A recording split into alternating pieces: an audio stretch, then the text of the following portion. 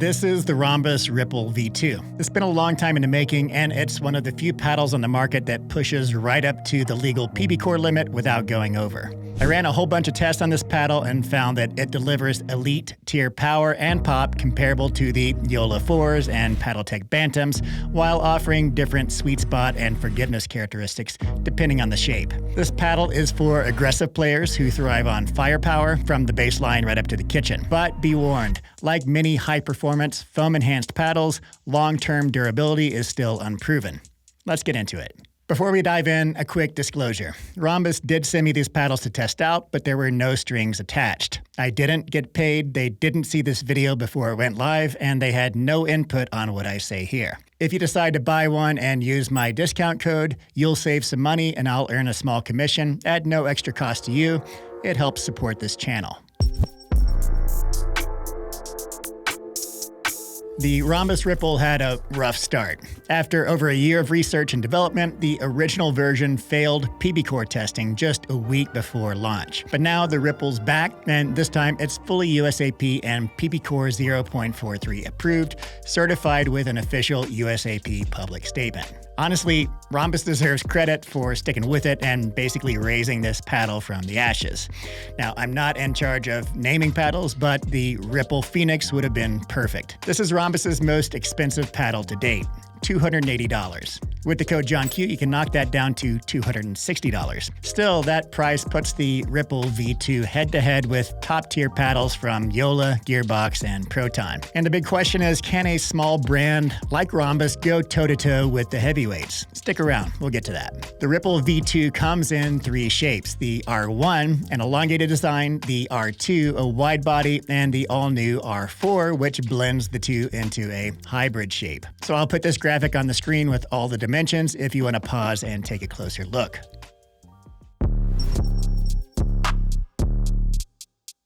These new Ripples are still using the same technology used in the betas, but now with some modifications to stiffen the paddle a bit and reduce the firepower enough to pass PB-Core. The internal structure is not your standard polypropylene honeycomb. Instead, it's mostly EVA foam with carbon fiber strips running through the core for support. And you can actually see these in the paddle's X-ray images. The carbon fiber supports run down the EVA foam channels, which are reinforced in the V2 by elongating the middle channels and sealing off the top and bottom. There's also edge foam and perimeter foam that continue into the handle. Even across all three shapes, R1, R2, and R4, you'll find the same internal structure. So now let's take a closer look inside the paddle to better understand what the X-rays revealed. Once we remove the edge guard, we can clearly see a carbon fiber 3D lattice running around the perimeter. This is the same structural tech Ronbus first introduced in their Nova series and continued using in their Pulsar FX line. And it doesn't stop there.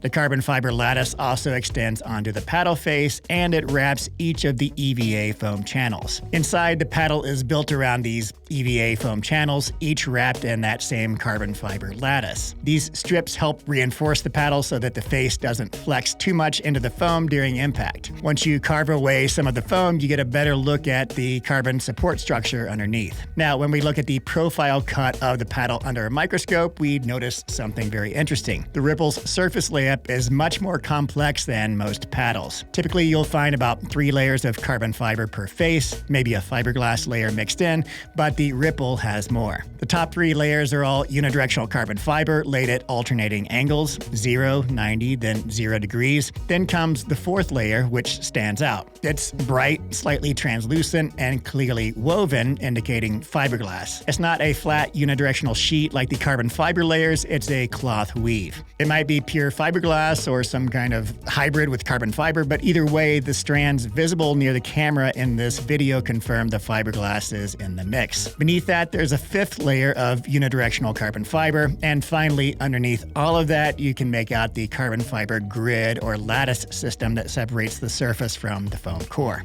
So layer to layer, top to bottom, here's what we've got.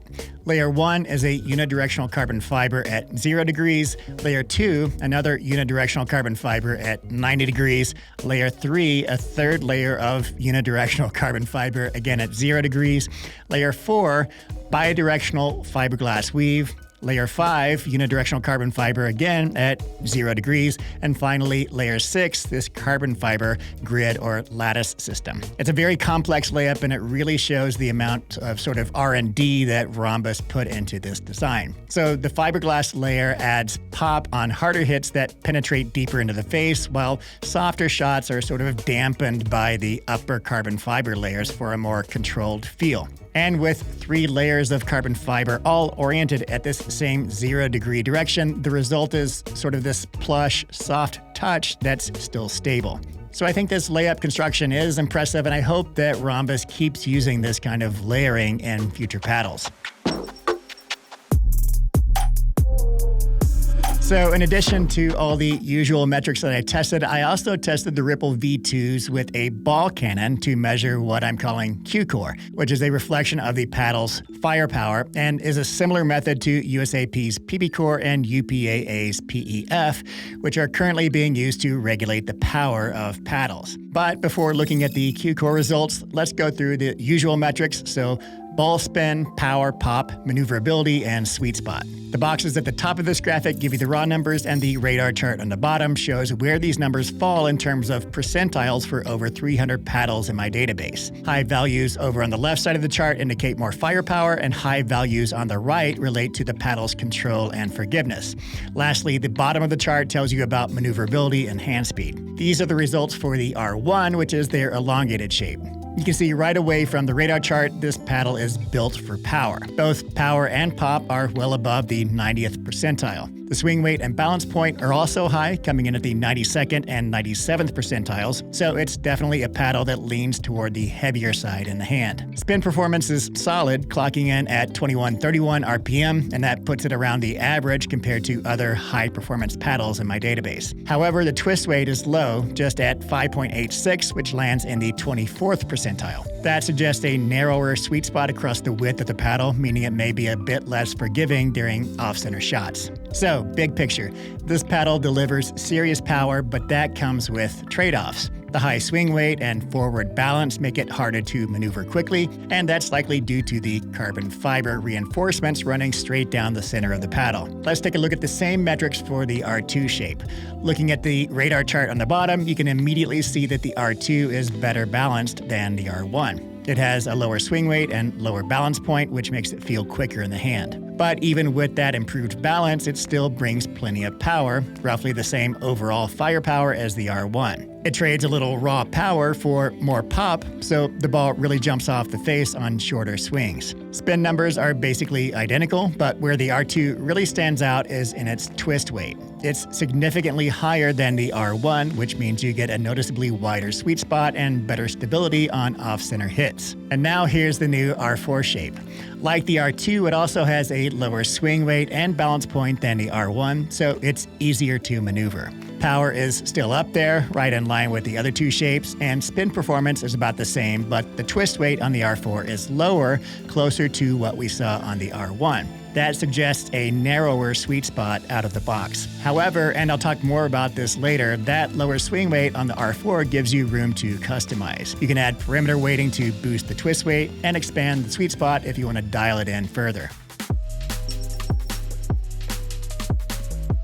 So I also tested all 3 paddles using a ball cannon and a custom formula I'm calling KewCOR as a way to measure power based on energy return. It's similar to the PBCOR and PEF testing that USAP and UPAA use to regulate paddle power. Here's what I found. The R4 came in at 0.520, the R1 at 0.527, and the R2 at 0.542. So these scores put all 3 paddles firmly in the elite power category, comparable to the Yola 4s and the Paddletech Bantam series. And the R2 is right up there against the legal limit. It's about as powerful as a paddle can get while still being USAP approved. And a quick disclaimer, my KewCOR results aren't identical to PBCOR, but for the most part, they line up really well with how these paddles actually play. And if you want to see the full database or build your own radar charts, head on over to JohnKewPickleball.com. I've made those resources available there. So if you've used a beta Ripple before, the V2 will feel different. Here's what stood out to me. A, it's stiffer, B, it feels heavier, and C, it has a slightly less firepower level than the beta version. But let me be clear, that is compared to the beta, which was crazy powerful and super soft. Compared to the rest of the market, the V2 is about as much of a rocket launcher as you can legally get. Adding pace to baseline drives and serves feels basically effortless. There's plenty of pop in the kitchen for quick hands battles, and when you pressure your opponent, you can catch them off guard with speed. But here's the catch. In the mid-court, I had trouble resetting the ball during transition. The power makes it a little too easy to pop the ball up unless you're really dialed in. Spin is good, but I wouldn't call it elite. With all that power, it was hard at times to generate enough topspin to keep the ball inside the lines. If you were a fan of the beta's insane spin and dwell time, the V2 might feel like a step down. But against other legal paddles, I'd say this is right on par with the Yola 4s and other top-tier power paddles. Let's talk customization. Out of the box, the Ripple V2 has a pretty high swing weight, especially the R1. That makes it tough to add weight without slowing down your hands. For the R2 and R4, I added 3 grams of tungsten tape on each side at 8 and 4 o'clock. That helped broaden the sweet spot without making the paddle feel sluggish. The R1, though, already has a swing weight of 125, and once I added more, it just felt too heavy for fast hands. Unless you've got a really strong preference for elongated paddles, I'd say skip the R1 unless you're okay with playing it stock. So here's where we are today with power paddles.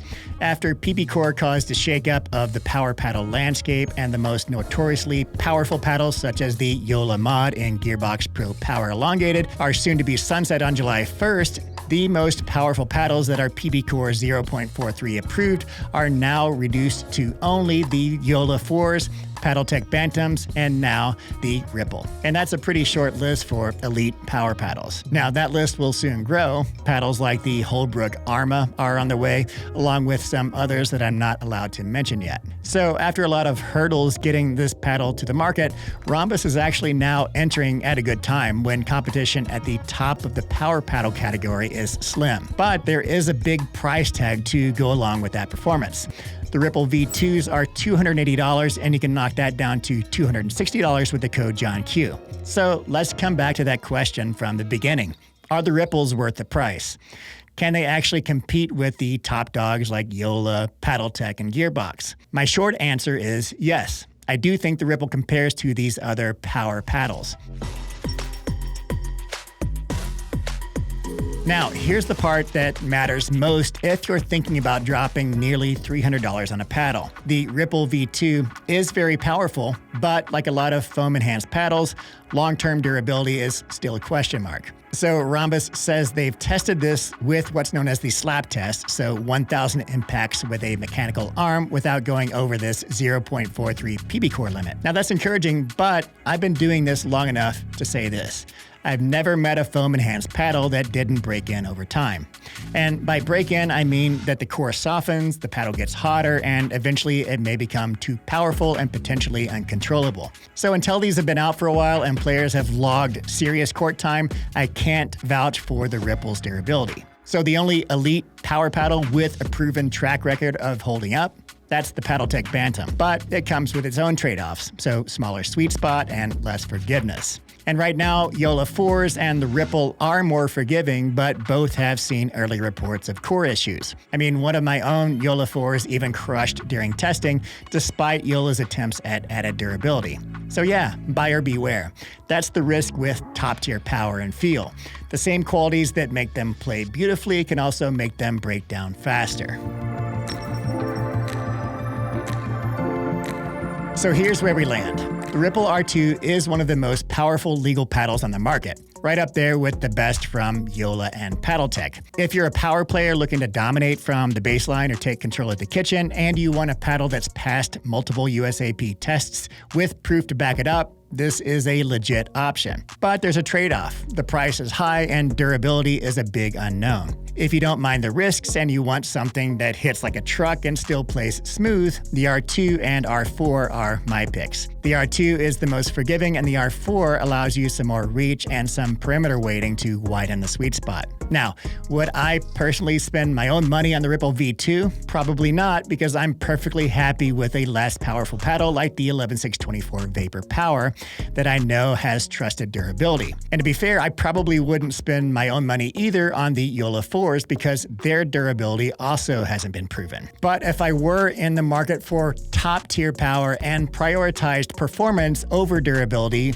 the Ripple V2 would absolutely be on my short list. So yeah, in a nutshell, the Ripple V2s are right at the top of the legal power limit, but you have to pay for this and their durability is still unproven, so proceed with caution. And that's it for this review. If you want to check out the full KewCOR database or grab my radar chart builder, head over to JohnKewPickleball.com. I've made all those tools available for you. Thanks for watching, and I'll see you in the next one.